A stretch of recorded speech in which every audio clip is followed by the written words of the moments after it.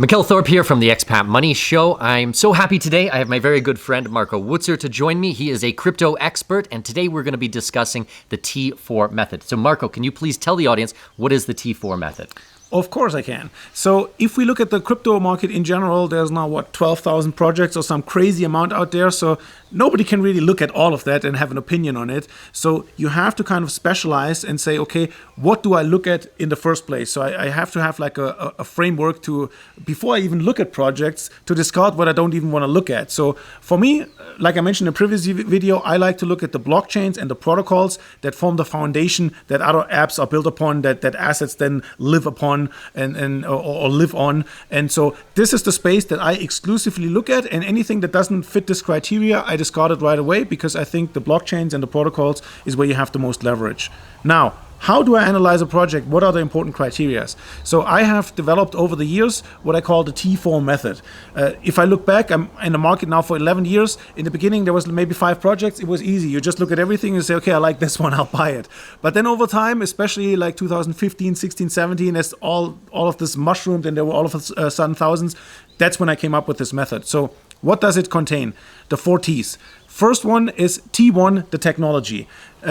You need something that does something completely new, or at least improves upon an existing technology by an order of magnitude. If it's not at least an order of magnitude better, then it's not going to gain any adoption. It's not a significant enough improvement to really do much.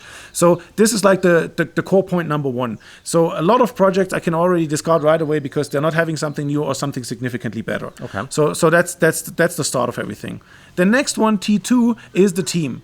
The team is just as important as the technology, because without the right team, you can have the best technology in the world. If the team cannot execute and grow it and build something out of it, it doesn't do you any good. So to give you an example, I could have a team that had a successful technology exit. They built a multi-million-dollar business. They've been in the market for 20 years. They're expert in what they're doing, and now this is their next thing. Maybe they're coming from Web 2, and now they want to go to Web 3 and do something decentralized. Like, this is an ideal situation. Or I could have like 2 college kids in a dorm room with a Solidity book, just starting out and saying, hey, I have this cool new idea for a project. I mean, it can work out, but the chances are it might not be as successful as the other pro team. So this is something I look at: relevant experience and successful past, basically.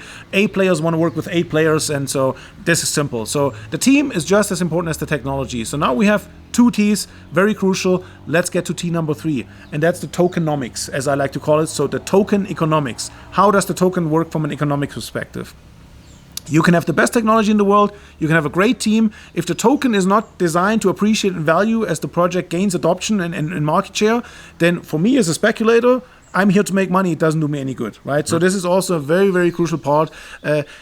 Also in terms of like how much tokens out there in the public, how much does the team own? Like it might have good dynamics in general, the token, but if the team owns half the token, as soon as it goes up and the tokens are unlocked, they dump on the retail investors. So it's also not a good investment. So you have to look at this very carefully. And then lastly, the T4, traction. Like how is the community growing? You know, what adoption is the project seeing? Like how many developers are developing on their platform? How many users are there? So all the growth metrics, basically. Okay, so that makes sense.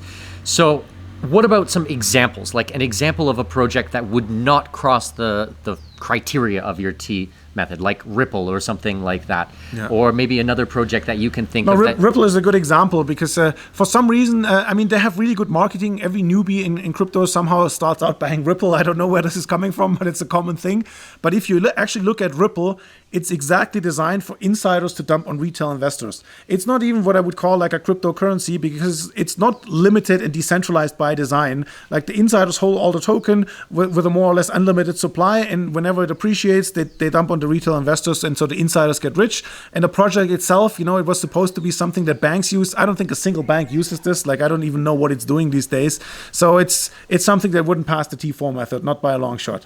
Well, it's funny because every time we do content together, we've done webinars and AMAs and conferences and podcasts and all this stuff together, I always have someone from the audience going, oh, well, what about Ripple? What about Ripple? And they get so excited. Yeah, and I'm like, it's always, what about Ripple or Cardano? Yeah, exactly. That's the other one. These are the 2 shit coins that are popular among newbies. I don't know why.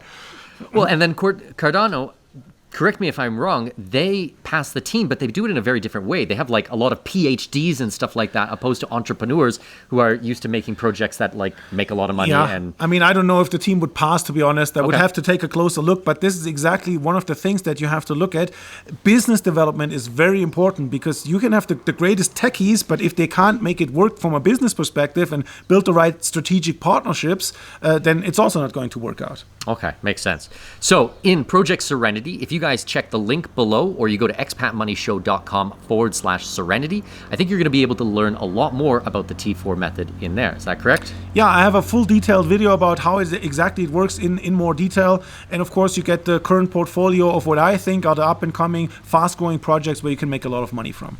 Perfect. Thank you so much. Make sure you guys subscribe below and we will see you in the next video. Thanks so much, Marco. You're very welcome. Goodbye.